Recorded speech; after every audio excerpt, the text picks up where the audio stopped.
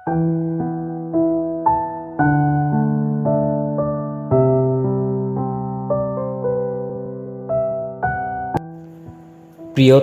নীলাবতী, ভালোবাসা নিও।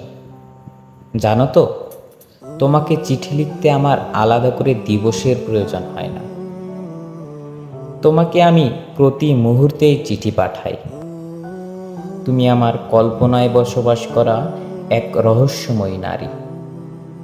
মনের গহীন বনে ফুটন্ত রজনীগন্ধা তুমি, যার মন মাতানো সুবাস আমার দুঃসময়ের মহা ঔষধ। মেঘের খামে করে তোমাকে কত শত চিঠি পাঠিয়েছি।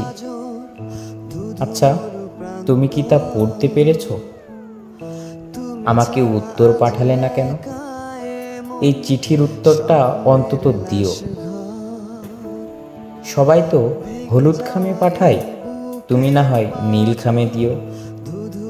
কিছু লিখতে হবে না, শুধু নীল খামে করে একটু শুভ্রতা পাঠিও। জানো, ডাকবক্সে আজকাল মরিচা পড়ে গেছে।